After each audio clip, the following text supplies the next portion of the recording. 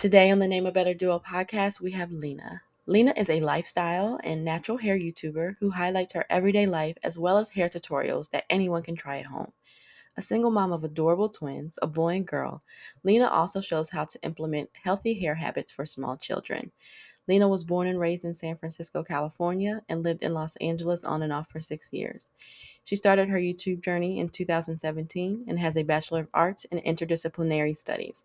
Some of Lena's favorite things include dancing, entertaining the world on TikTok, and anything related to the arts. Welcome, Lena. Hey girl, how you doing? First of all, you came with your crown just glowing. Hey, I got to. Flourish. Got to. Okay. Always, okay? And I know all the Thank you. ladies and the fellas probably want to know, all the secrets. So we're going to get into that. But before we get into the nitty gritty, I like to start with icebreaker, just so we can get to know Lena a little bit. Okay. This right here is one of my favorite questions.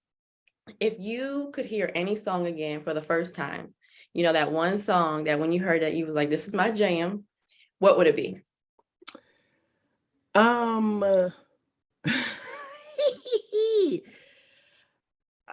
so I actually forgot that you were going to ask. Girl, any song. But the only thing that really, if I'm being honest, that pops in my head, it's a little Ratch. I remember them playing it at my middle school dance. Okay. We here for the rap. And it's Hot Girl by what is Hot Boy? Yeah, Cash Money, not Hot Boy, Lil Wayne and Juvenile. Yeah. Oh, what you need, girl? I need a hot girl, Hot Boy, or whatever the song. Yeah. Do it. Or like Manny Fresh and all them. Like, yes, yeah, I love that song. That whole era was a vibe. Was that late 90s, early 2000s? That whole era was just like its own sound. That's about the 90s, 2000s. Yes, exactly. That part. Yeah. So what I do is I create a playlist on Spotify and I put everybody's songs on there. And I already know everybody's gonna want that on there. So that's perfect. Right. I love it. It gets the party going. Okay. Always. All right. So you're a YouTuber. Who are some of your favorite YouTubers? I actually have quite a few, but since we're talking about like natural hair, I'll keep it centered around hair. So one of my favorites is, what is her name? She goes by like Alyssa Forever or Alyssa Flawless, but she hasn't been posting in like a year, but that's one of my favorites. Another young lady called Jayla Majette. She's also a natural hair girl. And also like another young lady named Simply Shill. Like she's a mom and like she incorporates like her kids in her videos and things like that. So those are like probably my top 3 right now, favorite YouTubers, especially with them doing hair, Right. There's so many like I love, like I've never heard of any of those. And I love that we find and gravitate towards those people that just stick out to us. Like I have a few that I follow on YouTube that nobody else that I know follows them, but just about the personality I gravitate towards, and that's kind of the same thing. Right, same, yeah. So we already know that you are the master with the hair. The singers just do magic over there. What's your go-to hairstyle when you're like in a crunch, when you're in a hurry? Honestly, I would just say a high puff. Like it don't get no simpler than that. Okay, like you get a little hair tie, you throw some gel, comb your edges if you choose to. I'm not an edge connoisseur, like slicking them down. I'll even tell you in my videos, I don't know what I'm doing. So I'll just put it up and throw a scarf and then take it off and then on the go, especially with having twins, like just throw it up, So that's pretty much like my go-to hairstyle. That's it. Same. Like I love a good high puff. Lately my puff ain't been puffing though. I might have to get some it ain't puffing right. It ain't doing what it needs to do. It's got a little lip and I'm like, what's going on? That's hilarious. Oh my gosh. I'm gonna have to talk. I'm gonna have to get some tips. Yeah. Okay. So let's hop into these questions. Okay. Okay. Your hair journey, about your YouTube journey.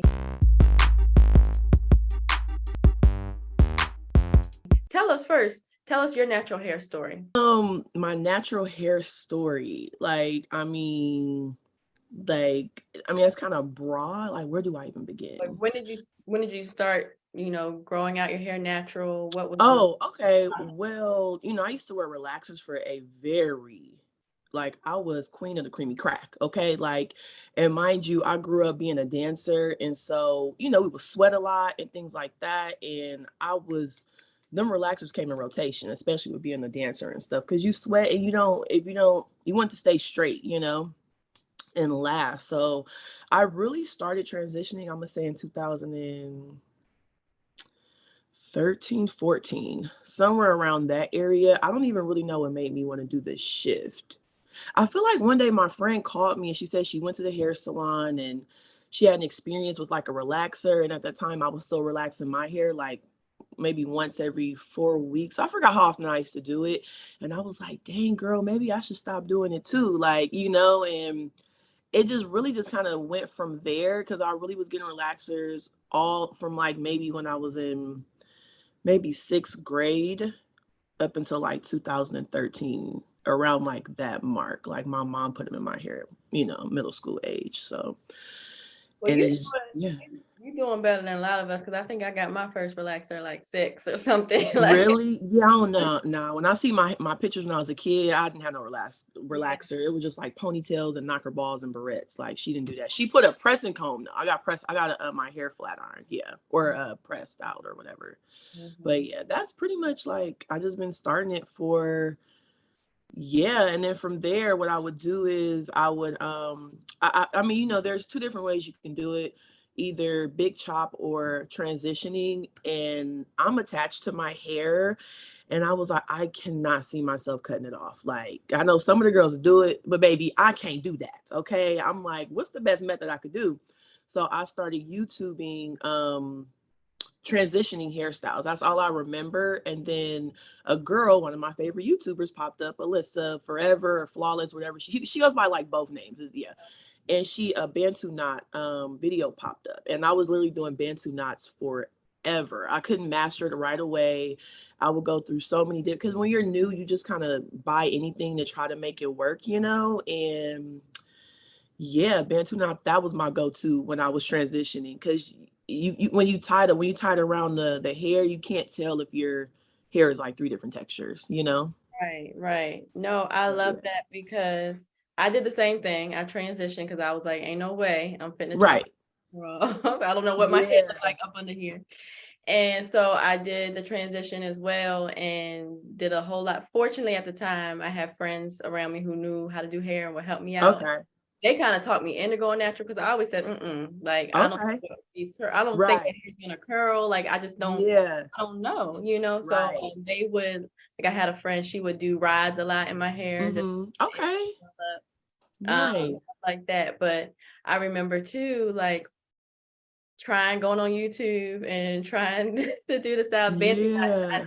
I don't think I maybe once in my life have I had a successful Bantu knot. Like Yeah. mine always turn out like the ends do a little something extra. They be throwing up, Like she's for a curling, little like why are you going this direction? But like twists and braids became my thing. Like while I was trying, because it was Yeah. an awkward length. It was an awkward, just felt It's like always that awkward stage for a little bit. Yeah, for sure. I like that. So when did you become interested in hair? You know what? Growing up, my mom has always had long hair down to her butt. Like, and I used to be so jealous. Like, why? I want your hair. Like, why don't I have that length? Oh, you're fine. You have your father's brains. And no, that was what would she say? She'd be like, you look fine. You got your father's brains or something. You don't need my hair. Like, she would try to get a positive out of it because I would just be like, dang, mom, your hair. Like, sometimes I would go over to the hair shops and kind of sit there with her. Like if you see some of these like pictures of her hair, it's like I've seen her in even now her your hair, YouTube. It looks huh? I've seen her in your YouTube before, and her Oh, hair is right. thick and just beautiful, And like mind you, yours. she's older now, so her hair ain't doing how it used to because she's older. But like when she was even up to like the age of maybe 60 or 55 or so, like her hair was so long. I've seen like old pictures when she had like these afros, like insane. So I'm like, I want that, like, so just watching her hair all through my life, I just admired it, to be honest. So that's kind of what it did it for me. Not my own hair, but just seeing her length. I'm like, damn, like my mama got inches for real. like, I used to like play in her hair, stuff like that. So that's really when I became interested, just seeing her length and her healthy like thickness and fullness. Would you say it was when you went natural that you started to experiment more and to like Yes. Oh yeah.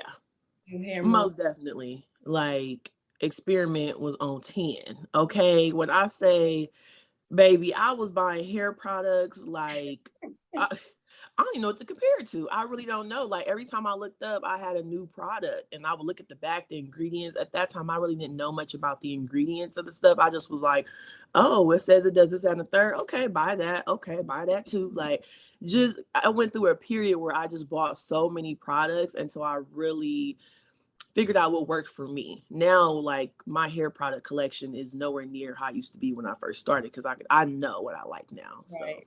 yeah. Yeah. I'm grateful too. Like when I started going natural, I feel like is when it was like starting to get more popular. And so Mm-hmm. event I went to, they were giving out a sample of something, or Okay. and that's how I got to explore a little bit more because I'm cheap and I was like, I'm not buying all these products. Right. That's gonna be expensive. Okay. It adds up. But honestly, I realized that a lot of the cheaper stuff is what works in my hair. Mm-hmm. Like for years, like I would use the same basic, stuff, and a lot Mm-hmm. of it was the cheap stuff that would work for me. Right. So what drew you? I know you went to YouTube to get a lot of Mm-hmm. advice for your hair. What drew you to start becoming a YouTuber yourself? Um, Honestly, that girl Alyssa Forever, I keep going back to her because she literally was like the first video that popped up when I was transitioning. And I just really liked her personality online, relatable, just like doing, I'm like, dang, she just got a camera up doing what I do already, and at the time I was going through like, a heartbreak and was trying to like figure out, this was in 2017, I think. Yeah, 2017 is when I started, like January of the 2017, at the top of the year, and going through a heartbreak, just wanted to like do some extra like hobbies and things like that. I was still dancing, but I wanted something more, and I was finishing up my BA degree at the same time. So I was like, and mind you, I was already into like cameras and filming. Growing up, my dad was big on like, we have a whole bunch of like home videos. Like, he stayed behind the camera, and so I was already kind of in the midst of it. I just didn't like prop up my camera and record myself. And then one day I was like going through it like mentally over like, a guy or whatever. And I was like, Lena, girl, you already be doing your hair. Like, just see what happens. And I recorded my very first video. It's still up. And I'm like, I recorded my first video from my phone, iPhone 6. Okay.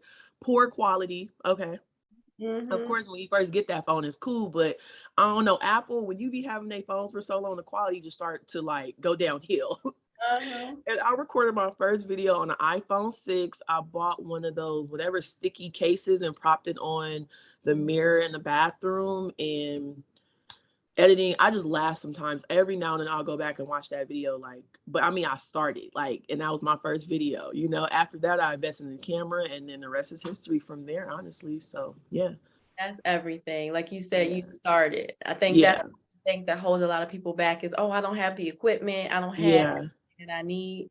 But just get started, and Yeah. look back once you do get what you need, once you do build up Yes. everything, Yes. you're able to say, man, look at where I came from. Exactly. And Exactly. it's funny. I feel like a lot of time when we're going through something, whether it be a heartbreak or some type of hardship, we're like, God, why are we going through this? But sometimes Mm-hmm. it's what you need to get that Yes. under you, Yes. to start doing what you're supposed to be doing. Because Yes. had you That not, you part. might have got comfortable, complacent, but you like, I got to do something to get my mind right. Right. And Exactly. Exactly that. yeah, Yes. I go Mm-hmm. through that all the time. So tell us about some of the you mentioned like looking at your mom's hair and wishing your hair Mm-hmm. looked like that. Like what were some of the struggles that you suffered, especially like early on with your hair or as you start to go natural? Like what were some of the things that you faced with your hair? Any difficulties? Um, you know what? I just remember seeing like any hair that had like a soft texture or a curly texture, like what, I guess it would be considered what, a 3A or 3B. I don't know, somewhere we're in that realm. Anything Yeah. that looked like that, like even kids I went to school with, I used to be like, dang, I wish my hair was like soft and curly like that. Like I even have one of my great friends. She has really soft, curly texture hair. And she used to always straighten it. I used to be like, girl, why your hair curly? Like it was just something. And mind you, I was getting relaxers. She was Yeah. like pressing her curly hair. It was so beautiful to me. And I just wish that my hair was like really soft and curly and like easier to manage, you know? And funny story, when I was a kid, like 5 years old, apparently, you know, I cut a ponytail off with like a pair of scissors. Yes, girl, my mama was on the phone. You know, some of these mamas, girl, they gonna be on their phone calls, okay? And so we'll be Okay. in the room, watch TV, whatever, okay. And I apparently came to her with like I put the ponytail in like a back in the day we had like these plastic Kool-Aid jugs. I guess you just make the yeah, and I put them in that. It was like a big ponytail.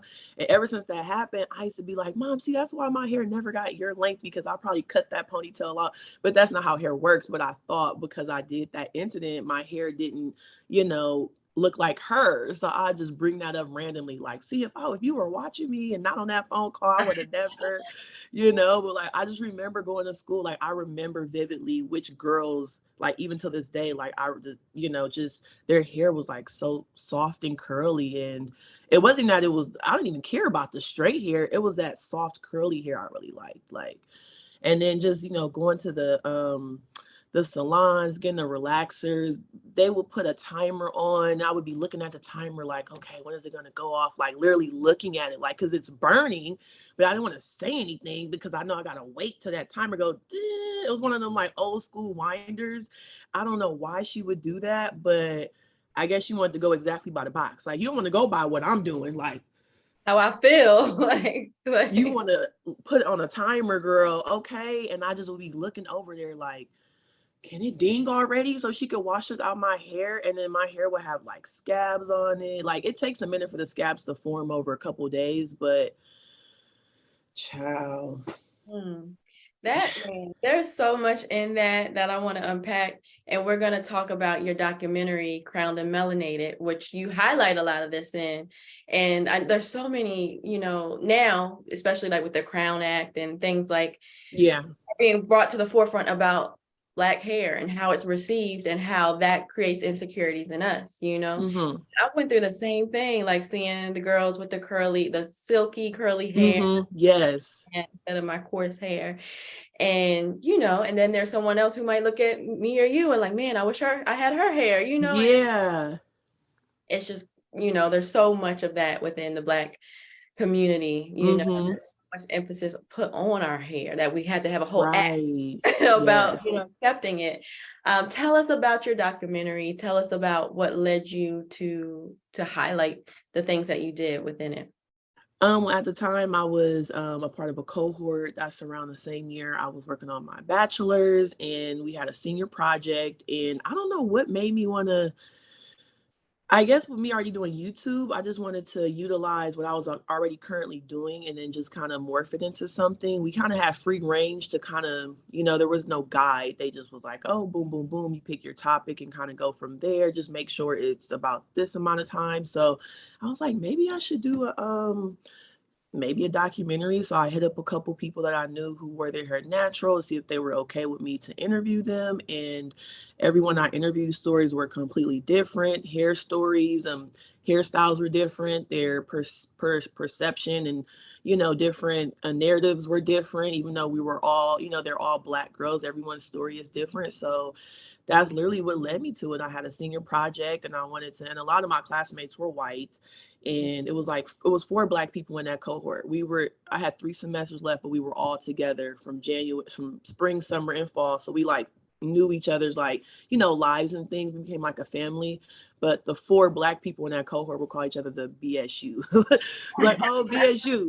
They understood what my documentary were about, but some of my other classmates were like, wow, like, I had no clue. Like, oh my good. Like, it was just like, dang, okay. Like, they were like, wow, this feels like a real, like, I feel like, you know, like it should be like on a screen or something. Like, this seems like it's a real, like, cinematic kind of like, you know, documentary. You know, I feel like sometimes when people from other backgrounds don't see what we go through, it's like, oh my goodness, this Mhm. is what y'all be going, like, wow. Yeah, Right. this is my life. Okay. You know? And it touched a lot of people, just some of the things, especially the opening of it with like the girl getting her hair relaxed. Like I almost like cried when I found that clip. I don't even know what made me, when I'm editing and doing things, I don't really know what I'm gonna do. I just kind of just be, I don't know, things just come to me, and I just was looking for stuff, and I happened to like come across that, and I was like, wow, Mm-hmm. like that is so Right. harsh. Yeah. And they were From the laughing. mama like cussing her out, like, put this perm in your head. I'm like, and the person laughing, maybe like a relative, I'm like, Yeah. what's going on here? And it's Yeah. our people, you know what I'm saying? So That's the that's thing. pretty much what led me to do it. Yeah. Yeah, I love that. That's the thing, man. Like you said in the opening of your documentary, you show a young woman getting her hair permed and experiencing what you did, the burning, and like Yes. it's out. She's saying, "My hair's gonna fall out." Yes. And like that burning sensation. And I remember too thinking the longer, I think one of the young ladies in your documentary said this, the longer I could keep it in, the better, like Yes. get up and take the pain, Yes. the straighter it's going to be, the longer it's going to last. Yes. That's crazy. Like Crazy. We pain is torturing beauty, ourselves. pain is beauty or beauty is pain, whatever, but it ain't that painful. Okay. Yes. That ain't right. And I look It ain't back got now, to I say be. this all the Okay. time. When I look back and see my hair when it was relaxed, it was thin and just didn't Mm-hmm. look like it does now. Yeah. So it's really sad. And like you said too, a lot of the most pain and negativity is brought on by our own community. Yes. And I love that you asked that question too. And like you said, everybody had different experiences. But about dating, because I feel like a lot of my insecurities have come from Black men. And they would Mm. say about my hair, Okay. like making fun of it or Man. saying like calling me, which isn't an insult to me, but call me Angela Davis or Mm. things like that, Right, right, right. wear it out in a fro. And it's like, you know, there's so much division within, and this is a whole nother, Yeah, but there's so much division within our community that is so it frustrating. And is. I feel like if we could Yes. heal that and kind of show the pain that goes behind it, that it's Exactly. before our time, Yes. maybe we can like be more accepting of Yes. who we are. Cause this is like Exactly. Ray says, this is the hair that grows out of my head. Like, why Yes. won't I accept that? Yes. So I think I love that you are putting that, to the forefront and highlighting that because it's so important. It's so important, Very. especially within our community, because if we learn to accept it, then maybe other people will Oh too. yeah. Most Not that definitely. we're Yeah. looking for acceptance, but just so we can get rid of some of these insecurities. And so it's not so weird, Yes. taboo. Yes. You talked about your twins. You have a beautiful son and daughter who you highlight and show in your YouTube videos as well. Yes. Tell me, how old are they? So Layla and Langston, they're two and a half, a little over 2.5. So And yeah. you show, wash day with them and your journey with them. Tell us about what that has been like now incorporating some of those natural hair values into your children. Yeah, I mean, hey, we got a whole routine. Okay. Mhm. Even people, they'll see like the clips I'll post on my Instagram. How do you get them to like sit like that or lay down like that? And I knew immediately when I had a boy and a girl, I was like, I'm not cutting his hair. Like when he get older, he could choose to do what he wants. But I knew when I found out the, gender of my babies, I wanted them to have like long hair, like, so I just have been taking care of their hair as early as possible. As soon as I start seeing stuff sprout, I'm like, okay, I got to train y'all young to get used to getting your hair combed, Right, like as right. soon as I see hair, babies get hair at different stages. So the moment I had the opportunity to like kind of get them used to like sitting still if they could, they're babies or toddlers, whatever. I just started incorporating a routine. I typically would wash their hair on Sundays. If I do any play dates with friends, I'm like, look, we're gonna make it on a Saturday. If we do a Sunday, it got to be morning-ish so I could wash their hair in the evenings, like a whole routine. I'll ask them like, okay, who wants to go first? Like they be looking at me crazy because they're 2.5, like, and people think you can't talk to kids like regular. Y'all, you understand what I'm saying. Uh-huh. Okay.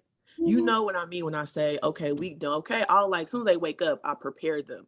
Yeah. Okay, you're gonna get your hair washed today because I don't like to just shock them and transition them into something super quickly. I prepare them throughout the day leading up to getting their hair washed. So they're by the time, we're doing it, they're chilling. But every now and then they do want to nuck and buck, but I get those days where they're chilling, like the most recent time, which was last week. And my son just laid there. He had a toy and he's just looking up. I wash their hair on the kitchen sink. And after he's done, I give about an hour in between. I'm like, okay, Layla, it's your turn. Okay, you ready to get your hair washed? I try to like hype her up a little bit. She be looking at me and, sometimes they be a little resistant, but for the most part, they just follow through. And I want to take care of their hair because my mom she didn't take care of my hair when I was their age, like I'm getting perms. And I mean, I didn't get perms till middle school, but my hair didn't get the TLC that I'm doing with my twins. Like I was going to hair shops getting pressing combs and you tugging and pulling on it tight. Like with our hair, you got to treat it like I always say a newborn baby. That's what I always tell people, like, girl, don't be don't be doing that. Like even, sometimes I comb my mom's hair, and you got to treat it like a baby. Okay. And that's, some people just don't have the knowledge or the awareness of how to like take care of your hair, so it's healthy and your hair doesn't.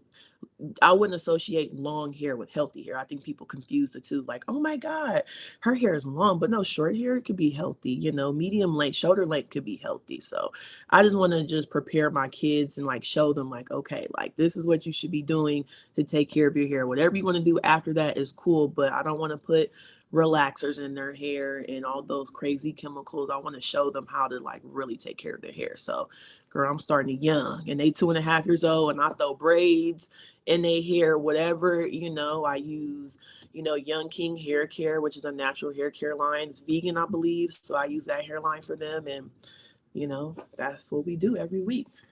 That is so amazing because I feel like our hair stories start young, and a lot of us, I know same, like my mom wasn't really into doing hair. So yeah, everything that I learned, I just kind of learned on my own. And that kind of, I feel like the people that I know whose parents did kind of start young are still like really, like they really pay attention to their hair, I feel like for me, yeah, I never really gave it enough attention. And your hair is your crown. And it's yes, important, that's the first it's by your face. So it's one of the first things people see. yes, So yes, why not take care of it? Why not keep it healthy and exactly, nourish it? yes, And for them to already at 2.5 being able to, I'm sure it's not all the time, girl, to be calm and getting their hair washed and already, learning those values. yes, And that's yeah, gonna stick with them. It's gonna stick with them. And now I see why your hair is flourishing like it does, because you're smooth and easy with yours. See, I'll be doing all this. That's the problem. can't be rough with it.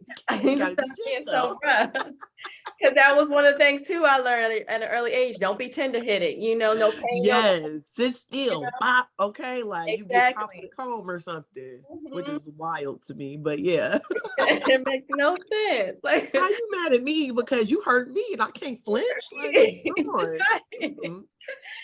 But yeah, so Yeah. now I know. Be easy with it. Okay. Yes. So who are some of your influences, your hair or cultural influences? First person I could think of, I really love Issa Rae. Like, Mhm. I've been keeping up with her since her Awkward Black Girl YouTube series. I used to watch that all the time on my lunch breaks at work. And it may have just popped up one day on my phone. I don't know, because I just was watching the show and then she ended up, Insecure came some years later. And I'm just like, she's just an inspiration, for the culture, Black women, her hair.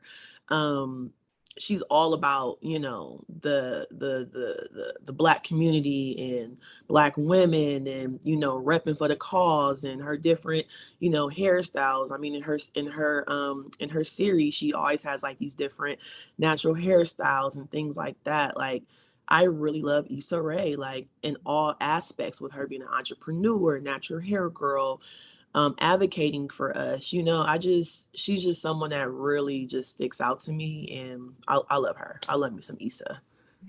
Yes. I love her too. I love how much she Yeah. promotes Blackness and accepting yourself Yes. who you are, and like for you to be on HBO wearing your natural hair. Yes. I love it. And even if she does add a weave or whatever, it's still got that natural glow. Yes, it does. So I love it. Yeah. We talked about your YouTube journey and you starting out. What were some of the earlier mistakes that you made with YouTube? Not taking it seriously and getting monetized before it got harder. Because they Mm, make it very, very hard for you to do it now. Like, there's all these like rules and factors that go into getting monetized. Whereas when I started, it was like maybe 2 or 3 years before they changed their requirements, where all you had to do was have like maybe 1,000 subscribers, 10K views, something that I already been had. mm, I literally didn't start YouTube for money. I just started it because, like I said, I was going through a heartbreak. I was trying to channel my energy into something else. I didn't do my full research on how to get monetized from YouTube at the time. So that's the mistake that I made, like not taking it serious enough to go further with it at that time when I started. So that's the mistake I think I made with YouTube. That's such a good point because I'm guilty of the same thing. I've started and stopped on YouTube so many. Mm-hmm. I think consistency is first off so important, Yes. and then treating it like a business. Mm-hmm. Although it may start off as a hobby, it is very lucrative for a lot of people. Yes. Why not go into it with the idea of like, okay, this is something that I can be a hobby as well as make me money. Let me think about and create a strategy to make sure that I'm getting those numbers that are required so that I can start monetizing. I think Yes. so many of us start and stop things, and We do. Yeah. it just takes that committing to it and seeing it's so hard. It's so much easier said than done to Oh commit yeah. before you see the money. Yeah. But if you can really go into it like, okay, this is like an entrepreneurship situation, Yes. get this, you have to invest before you're able to make the money, but let me go ahead and treat it like a business and see what can come out of it. Yes. Most definitely. And honestly, I was never like the entrepreneur person. I just was like, go to college, get a job in whatever Yeah. field. And that's how I was raised too. So I didn't have like that entrepreneur mindset at the time. It just was like, oh, let me do this. Like I see other girls doing it that I really like. I know I could do that. But I don't even think I knew they were getting paid for it. I think I just was, oh, let me pick up my camera. I like to record things. Like it literally just was like that. And years later, I see they're making like maybe around the pandemic is when I was like, oh shoot, I could have been monetized my channel before all these crazy stipulations came into play if I just would have been consistent and did my research a little bit better. So yeah. Yeah. And you've ventured off into now TikTok and Instagram. There's so many different avenues now. How do you like stay on top of that and make sure you're like being consistent across all social media? Well, it's definitely challenging. I feel like, if you're on multiple platforms, at least for me, one is going to be in the back seat. Like I might be really on top of doing YouTube for like, a few weeks, but then I see my Instagram is lagging. Like, dang, I ain't posting on Instagram in a minute. That's because I'm so focused on YouTube. Or I might be posting reels or TikToks. I'm like, dang, I ain't posted a YouTube video in like a week. Like, that's because I'm focused on TikToks and reels. Like, it for me is kind of it's a little bit of a challenge to try to stay consistent across the board because there's so many avenues. And sometimes for me, I gotta be like, look, Lena, focus on one, Yeah. grow, and then have a schedule for when you want to post maybe here for however long, and then post on whichever other platform for however long. But it's kind of challenging to kind of keep them in rotation. But I figured out that if I just record, because you can just post the same video on multiple platforms, and I started doing that. Like I'll just record in my camera setting of my phone, because before that's what was hard. I would record in the actual app and then post it, and then it'll have like the watermark and all these things on it. So now I have a few YouTube friends, and we exchange like advice and different things that we do or whatever. And they'll just, or now I record on my camera phone, and then that way there's like no watermark or none of that. And then I can just upload that exact same video I uploaded on Instagram Reel, take it out my gallery, upload that exact same video on TikTok, take it, out my gallery again, upload the exact same video to YouTube Shorts, because they got shorts too, because I'll be posting a few shorts on YouTube as well. So that's another platform in addition to their actual, long extended video uploads. So that's really how I'm now starting to kind of keep track and just record one video in your phone or even on your camera at a vertical, and then upload it to your computer and then airdrop it. It's a whole system. But now it's like record once and just upload it to different platforms instead of opening up the app and going back and forth. That was where I was getting lost and like, overwhelmed. Like, Lena, you opening up these apps to record, girl, just record one time on your phone in the camera setting or on your actual camera vertically and just upload one video, the same thing on each platform. That way everybody get love. Y'all can get the same content IG getting in TikTok. And then that's just what it is instead of recording and feeling pressure to record these different things. So that's what I'm starting to do now. I'm so glad you brought that up of, using that same video across different platforms, because Yeah. a lot of them are, the reels, the YouTube store or the YouTube shorts, and then the story, like all of them are kind of similar. Mm-hmm. Do a short video and use it across each platform, and that way you're Yeah. having consistent content on Yes. one, and you posted this before, I think, on your Instagram stories or something about how YouTube Shorts was, a Oh way yeah. numbers up, and I had noticed that too, and I'm like, you know what? Let me take some of these TikTok videos and put them on YouTube Shorts. Yeah. Man, like the numbers have just been increasing since then, and I guess it goes to more eyes. Yeah, because I feel like less people are on the YouTube shorts and it's like less competitive. It's more competitive with people recording the larger videos and you uploading it that way versus people like just like scrolling through the shorts. Or I just feel like the competition isn't as like high as it is in like the actual like, uploading the long videos. Cause my subscriber count and views, one day when I say I was even trying, I just was messing around with the shorts. I'm like, oh, here we go, another thing I have to like worry about. And I just like, oh, whatever. Posted one video. It didn't do like super great, but I was like, okay, I'll try again another day.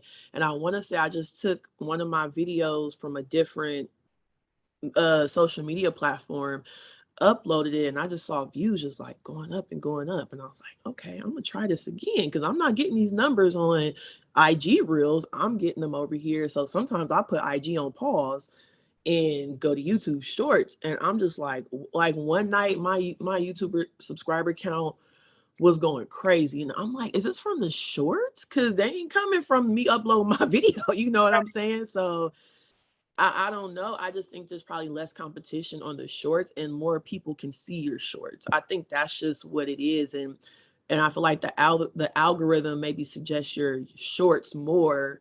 I'm sorry, I'm shivering. I'm cold. So my mom like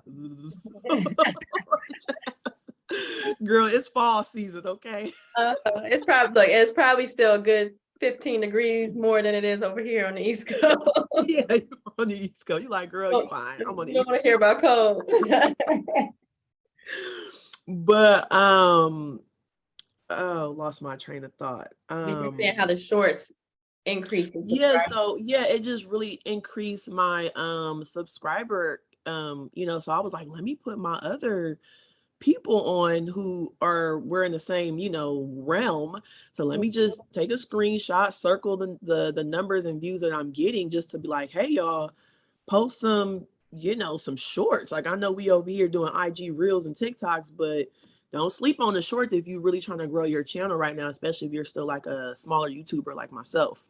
So yeah, I don't mind telling people. I don't mind giving secrets, okay?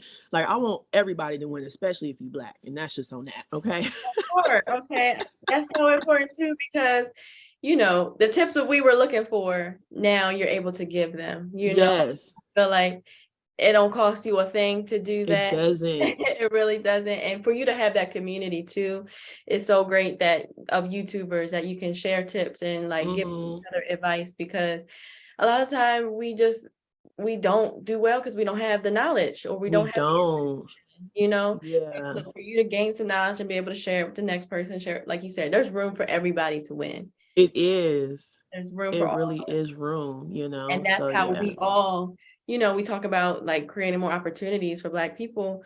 We can create those opportunities by sharing what we know. Oh yeah, most definitely. Yeah. So what would you say to someone who, like we mentioned earlier, is like, you know what, I want to do YouTube or I want to do something creative, but I just don't have the tools or whatever. Like what advice would you give to that person? Do it like Nike. Like, girl, when I tell my friends, because I have friends that are creatives like myself, whether they're dancers or just super funny and just be having these crazy punchlines and just have the personality for, social media. But, not everybody necessarily wants to, and you have to respect that, but I also feel like some try to wait until they have like everything. And I'm like, I recorded my first video on my cell phone. It wasn't tip top tier, but I started, and it's like once you get started, then everything else will come into play, and I think sometimes people place all this pressure on themselves, like everything has to be perfect, like everything. And I'm like, it doesn't, like, it doesn't. And I always encourage anybody, like, don't sleep on social media, like, to grow your business or, whatever you're doing. Like, I have my cousin, she's really great at cooking and has a blog site. And I'm like, girl, post some reels, girl, post what you doing, post your recipes. Oh, the lighting. I'm like, girl, you got bomb natural light, girl. If you don't, and you got a top tier camera phone, girl, get you a tripod. You need help, like what? But people be like so waiting for that perfect moment, but it's like you have everything you need, and I really encourage like my friends or whoever is thinking about getting into this, literally just do it, like, and don't worry about what your friends or family who what they may think, because if they're not in it, they're not going to understand it. They gonna think, if they don't get how YouTube or social media operates, they gonna look at you crazy. They gonna think you're not doing nothing, like some people don't take what we do serious because they're like, what is she doing? Just because we don't get up and go into an office or, I don't know, working on whatever, PowerPoints for whoever boss, and you know what I'm saying? We not working. Like, oh no, we working, we editing, we putting in time. Sometimes I feel like it take more time to edit than to record. That's the easy part, is recording. Mm-hmm. Okay, like, please, baby, I'm working. Okay, I know I'm not leaving the house like you and doing this, that, and the third. I'm not clocking in or telling my boss, hey, can I take lunch at 12 and stuff like that. Like, but we're entrepreneurs, and I feel like some people just don't respect content creators, and that's just what it is, especially your family if they don't get it, certain friends if they don't get it. Girl, what you doing? Like, oh, okay, like, so, and it's so important sometimes to have that support from family and friends. But hey, if they don't get it, they don't get it. That's why you link up with other creators and YouTubers and and content creators, where you be around that circle where they get it, and you bounce experiences, and you exchange feedback, and you guys just kind of have your own tribe because you are the ones that get it. No one else will understand what it's like to be a content creator if you're not in it. And Yeah. that's just it. That's just that because, I feel like a lot of people don't think it makes sense until it starts making money. Girl, you can say that again. anything anything you want to do, you have to invest in. They say Facts. any business isn't successful for the first 5 years. It's not It is getting a not. profit for the first 5 years. But people look at you like you're crazy till them checks start Yes. coming in. Okay. Then they want to be a part of it. So, being able to stay consistent and persistent despite the naysayers is so Yeah. in this industry or any type of creative industry, because a lot of time you are doing a lot of work with no profit, Yes. without seeing the benefits of the work. But like you said, find you a community. There's so many people Yes. out here who are like creative as well and want to grind as well, and that Yes. motivate you. And even just you encouraging the people around you that you see that have something in them, like, look, girl, do Yes. this, like you got it in you. It's so important, it's so Yes. important. That's what's going to keep the thing going. So I love that. I love to, like, for anyone who hasn't seen Lena's YouTube, like, you have that personality, you're dancing, like all the things that make, because sometimes, you go in tutorials and then you're like fast forwarding, like, just show me the part or whatever. Yeah. It's interesting, like watching the whole process of doing your hair, doing a wash to go, because you're fun, you're funny, you Thank have the you. little things that you say. So I definitely encourage everyone here to check out Lena Melanista because you're gonna be highly entertained, you're gonna be highly informed, and all of the whole nine. Thank you. You're so kind. Thanks, girl. But no, thank you. Thank you for being here. Thank you for being so transparent and sharing your story. I hope that others are gonna see this and be led to whatever it is, whether it's YouTube or something else. Just go for it. Yeah. Take that leap of faith and believe in yourself. And you may not have, the personality for whatever but there's always an audience for you, Yes. always someone Yes. for what you offer. And that's something Yes. that I want people to take home with them. Let us know where we can find you, how we can watch your videos, social media, the whole nine.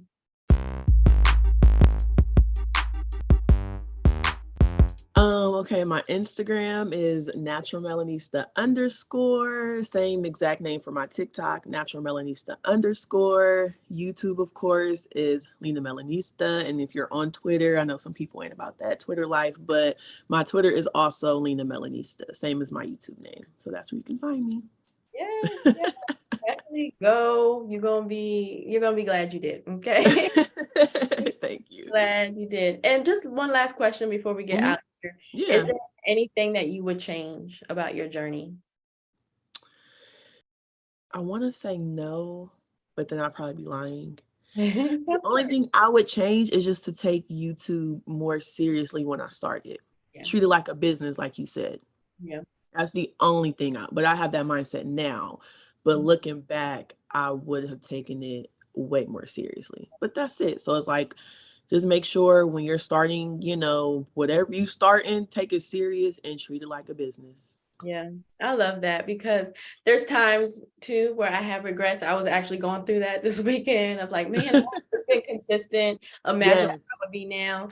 But our story is our story. I was listening to the Here's the Thing podcast with Kevin on Stage and That Chick Angel. Oh, And okay, they were okay. I like him. He's hilarious.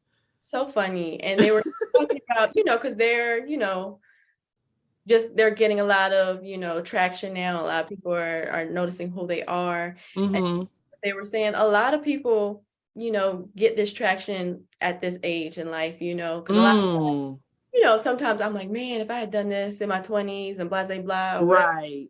But you are where you're supposed to be right now. Yes. A lot of people, he was talking about Samuel L. Jackson, who booked Coming to America. I think he was like 40 or something of that nature. Oh man. Okay. So it's like, it's never too late, and that's one of the things I feel like is my duty to share with people, because I feel like so many people think, oh, it's too late for me to start something new. It's never too late. I don't care if you're 40, 50, 60, whatever, right. Like it is never too late to get started and pursue your passion, because I feel like that's where true joy comes from. I'm happy when I'm creating. That's where I find joy. When I'm in a rut, I create and I get out of that rut. So find your purpose, no matter where you are in life, no matter if you have kids, no matter if you're going through a divorce, no matter what your circumstances may be. That's where the joy is. So yes, most definitely. Where the joy is. Thank you for saying that. Like, girl, it don't matter. This is your story. Like, you are where you're meant to be. So thank you for that. You are. Thank you for being here. Thank you for having me. For us. Make sure you check out Lena's YouTube, TikTok, Twitter, Instagram, all the things. All of it. But again, I am your girl, Renee Nicole. Thank you for watching the Name a Better Duo podcast. We'll see you next time.